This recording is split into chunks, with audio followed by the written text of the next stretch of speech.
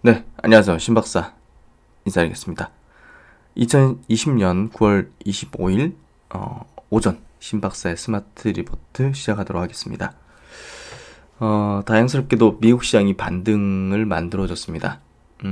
크진 않지만 그래도 양봉 전환됐고 중요한 어떤 기점에서 반등을 해줬다는 것 자체는 중요하고요.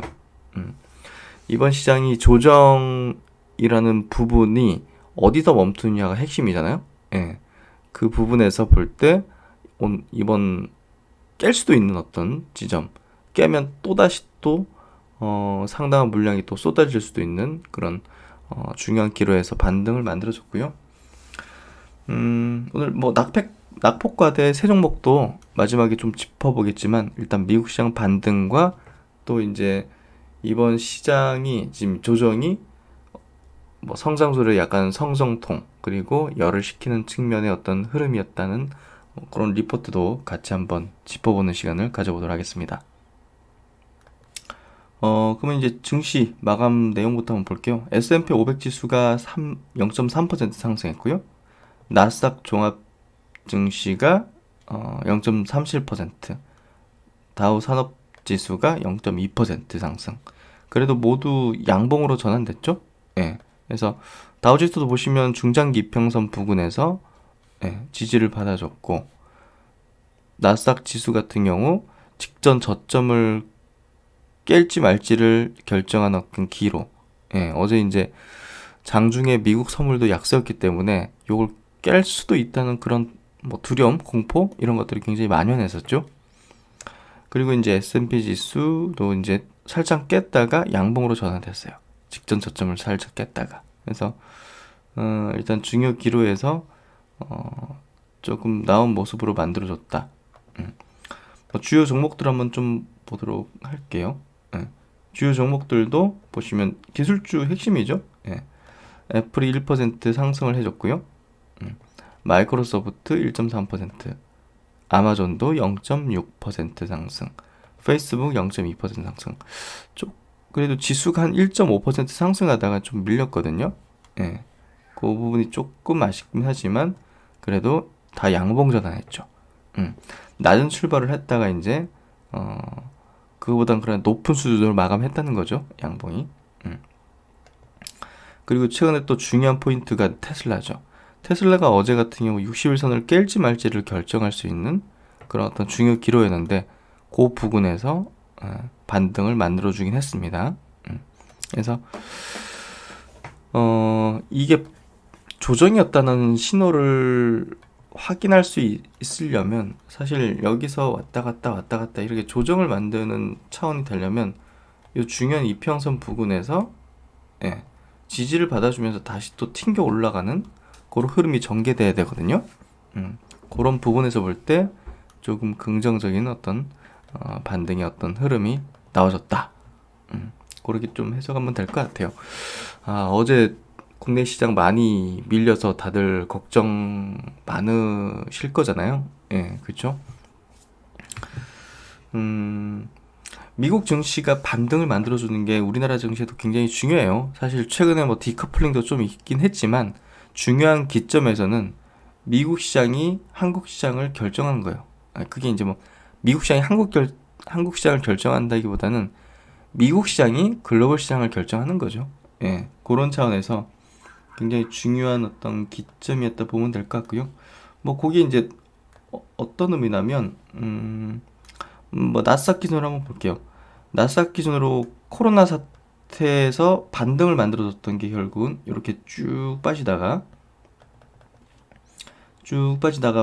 반등을 만들어주기 시작한 게 3월 23일 저점을 찍고 3월 24일 날 갭상승 시장에서 8% 상승으로 마감한 거.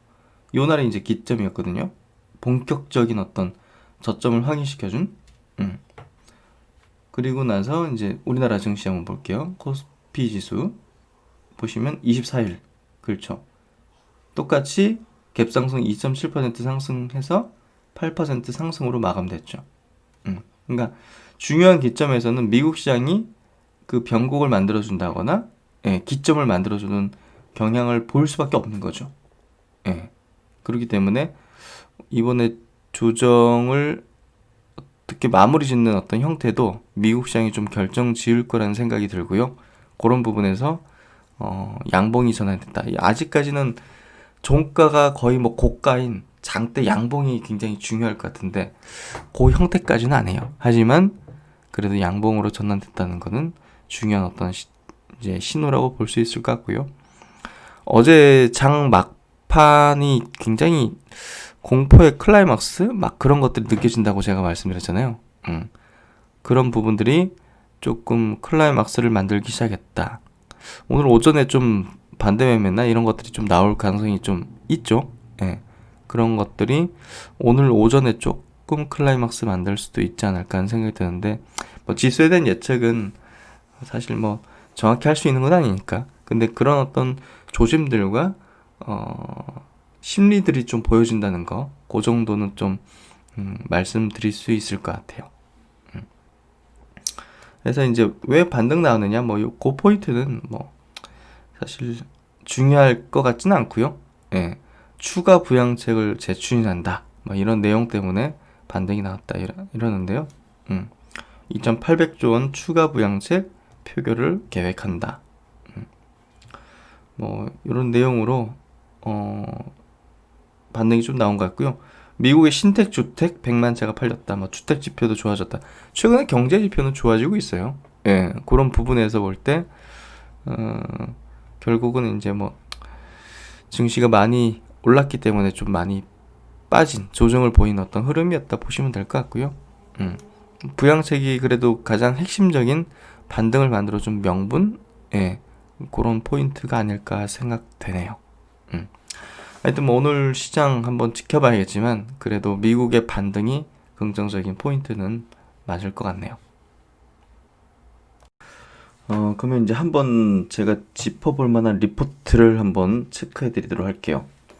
이 리포트가 조금 특별한 게 여기 보시면 메리츠 이제 증권의 이제 채권 담당 애널리스트 분이시거든요. 윤여삼 애널리스트 분이신데 보통 이제 채권 담당자 분은 이제 매크로적인 부분들 그리고 이제 리스크적인 부분들에 신경을 많이 쓰고 이제 체크를 하시는 분인데 주식에 대한 부분을 좀 말씀하셨어요. 그래서 한번 여러분께 소개를 한번 해드리고 싶고 제 생각과 상당히 좀 비슷하고 해서 한번 말씀을 드려보도록 할게요.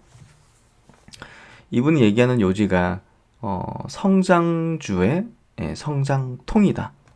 열시키기다. 제가 생각하고 제가 말하고 싶었던 그 단어가 딱 여기 담겨 있는 것 같아요. 성장주가 결국은 많이 올랐다는 거, 좀 과열됐다는 거, 이게 문제인 거거든요. 그러니까 그런 부분들 성장통, 열시키기 이렇게 표현할 수가 있는 거예요. 그래서 이 리포팅 내용 요약된 부분을 이제 세 문장 정도 한번 체크해 보면요. 8월 말 고점 대비 나스닥이 10% 넘는 하락. 과열 조정인가? 추세 반전인가? 이거에 대한 굉장히 논란이 팽팽하죠?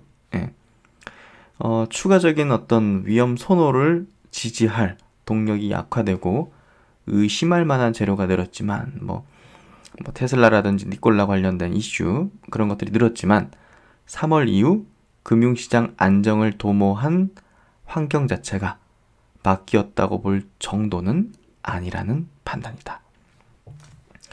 미국 대선 전후로 추가 동력을 확보하고 의심을 내려놓으면 현 국면은 열기를 식히는 구간이다. 이렇게 이제 요약했는데요. 내용을 한번 들어가 볼게요. 성장주 중심에 흔들리는 위험선호. 그래도 끝은 아닐 것이다. 올해 같은 경우는 뭐 정말 예측하기 어려운 시장이었죠. 코로나로 인해 가지고 급락하고 V자 반등까지 나오고.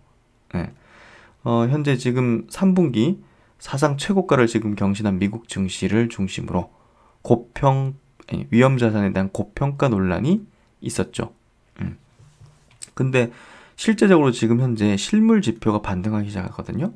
그리고 백신도 개발 완료가 됐다는 어떤 소식들이 나오게 되면 뭐 그런 것들이 결국은 위험 선호 지지를 해주는 그런 분위기를 연출하게 될 거고 결국 장기간 완화적인 통화 정책이 보장되고 새로운 경기 부양책에 대한 논의도 지금 남아있죠. 예, 그래서 추가적인 부양책까지 뭐 어느 정도 좀 타결이 되거나 하면 시장이 다시 재상승하고 그런 동력을 확보하는 부분으로 나갈 거다. 이런 생각을 좀 하는 그런 내용이고요. 그리고 이제 시장 같은 경우는요.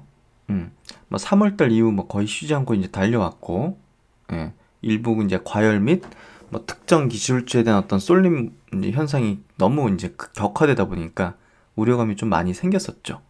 예, 거기다가 이제 최근에 그러니까 너무 많이 올랐고 과열됐다는 부분을 조금 식혀야 되는 어떤 구간에 진입했는데 뭔가 좀 도화선이 될 만한 내용들이 최근에 나와버렸죠. 예, 니콜라 사기라든지 테슬라의 이제 배터리데이 별 내용 없는 내용들, 그리고 뭐 FOMC에서 이제 추가적인 뭐 통화 정책 완화에 대한 내용이 없었다는 등, 또 이제 미국 추가 경기 부양책을 두고서 민주당과 공화당이 갈등을 일으키고 있다는 부분, 대법관 임명 두고 정치적 갈등 깊어지는 거, 이런 것들이 이제 노출되면서 이제 뭐 실현하자, 매도하자는 어떤 그게 이제 전염된 거죠. 예. 그래서 그런 부분들이 시장을 좀 급격하게 깊은 어떤 조정을 단기간에 팍 만든 것 같고요. 그리고 이제 유럽 코로나 재확산되는 부분들, 예, 이런 부분들도 같이 엮인 거죠. 그래서 좀 시키고 싶은데 여러 가지 내용들이 또 부각이 되면서 그 열기를 조금 식혀주는 그런 흐름이 전개됐던 것 같고요. 미국이 이제 그러니까 우리나라 시장 같은 경우는 더 출렁거린 거죠. 예. 그래서 지금 보면 기업 가치 평가 중심의 이익이 사실 이제 성장주의 어떤 포인트가 매출과 무형 가치잖아요. 그러니까 이익을 많이 내는 거에 집중하기보다는 매출이 많이 올라가는 거, 그리고 무형 자산의 어떤 가치가 올라가는 거에 대한 평가를 후하게 주는 그런 어떤, 니콜라는 뭐 아무것도 한 것도 없는데 그냥 주가가 그렇게 올라버리는 그런, 테슬라도 이제 뭐 실적 대비해서는 굉장히 높은 가치를 받고 있죠. 그래서 이런 어떤 부분으로 옮겨갔지만 그래도 핵심적인 5개 회사의 주가 설명력 50%. 그러니까 이제 주가 상승에 이제 영향력을 미치는 이제 비중이 이렇게 높아졌다는 거예요. 그러니까 이게 너무나 일부의 과열된 쏠림, 예, 이런 부분들이 투자의 위험성을 경고하는 목소리가 늘게 만든 요인이었던 거죠. 그래서 이 그래프를 보더라도 역사적으로 손꼽힐 정도로 성장주가 가치주 대비 강세를 나타내는 코로나 국면이다 해서 빨간색이 이제 성장주가 가치주 대비 강세를 띈 어떤 흐름을 보여주고요. 닷컴 뽑을 때도 이제 마찬가지였고, 그래서 상당히 이제 높은 수준으로 조금 과열됐다, 이런 어떤 수치들을 좀 제시를 한 거고요. 특히나 이제 러셀 2000이라고 미국의 이제 중소형 업체들 한 2000개 모여 있는 지수인데요. 요 이제 연한 파란색 선이 이제 러셀 2000 종목의 시총 규모인데 애플 한 종목이 이거를 최근에 넘어섰어요. 예. 뭐 이런 것들이 조금 과열된 어떤 수치로 시장에서 좀 봤던 것 같고요.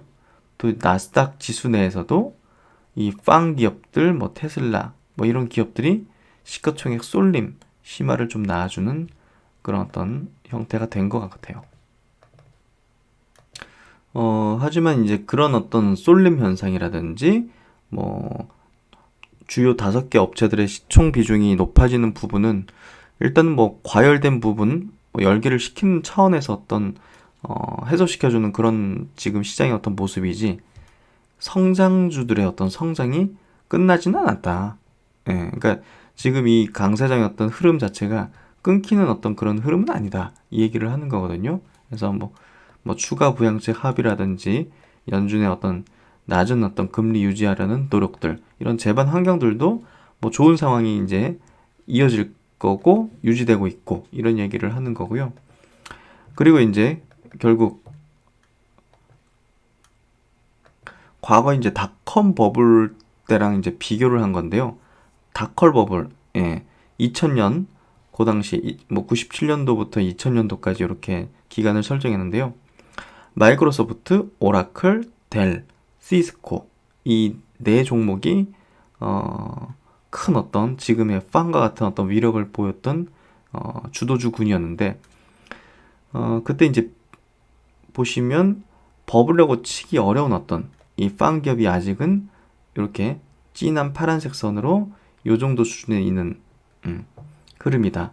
당시에 이제 그 닷컴 버블을 나왔던 이 네 종목 자체 버블의 정점 자체는 여기. 예. 시간적으로도 예. 굉장히 좀 더 진행됐었고 지금 현재보다 1년 정도는 더. 그리고 주가 상승률 자체도 지금은 한 200 정도, 그러니까 100부터 시작했다면 200 정도 올라왔는데 그때 당시에는 500을 넘어서는 그런 현상이 벌어졌었다. 그러니까 그 당시보다는 지금이 또 이익이 따라오는 어떤 속도도 상당히 좀 동행해서 올라오는 그런 속도도 빠르기 때문에 이때랑 비교하더라도 사실은 과도한 수준이 아니다. 이렇게 좀 비교를 하는 거고요. 그래서 IT 버블 시기 주도주와 비교 시 빵 기업들의 상승 여력은 아직 존재한다. 마켓 비중 자체도 당시보다는 과다할 정도는 아니다. 이렇게 좀 표현을 하고 있고요. 2008년도 장기 강세장 비교에도 현재 과도한 수준은 아니다.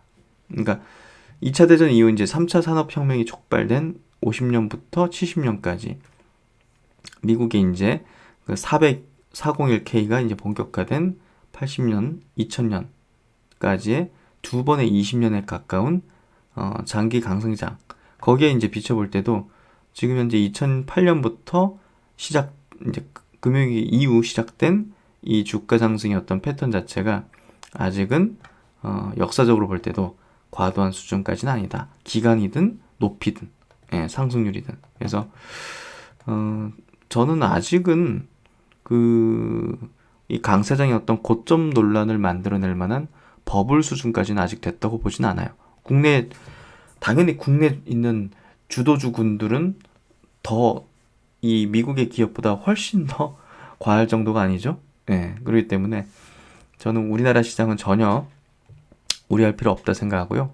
미국 증시도 마찬가지로 최근에 제가 뭐 애플이나 테슬라 좀 과열됐다 이런 얘기를 들어서 말씀드리긴 했지만 그게 끝이 아니라 좀 식혀야 되는 어떤 흐름이 나올 수도 있다 이 얘기를 드린 거거든요. 그래서 이분의 생각이 저랑 이제 거의 뭐 일치하는 내용이었고 그런 부분에서 여전히 글로벌 증시, 미국 증시도 그렇고 뭐 우리나라 증시도 상승 여력, 뭐 상승 여력이라 표현한 것보다 대세 상승장의 국면은 유지될 수밖에 없다. 지금은 조정일 뿐이다. 이렇게 좀 결론을 내리고 전략을 갖고 하고 있고요. 네, 미국 정도 이제 반등이 나왔고 우리나라 시장에서도 상당히 반등이 거세게 나올 수 있을 것 같은데요. 제가 이제 분석해드린 종목들 뭐 대부분이 낙폭 과대를 보였고 사실은 뭐 다 좋은 어떤 구간대 진입했다 생각하는데요.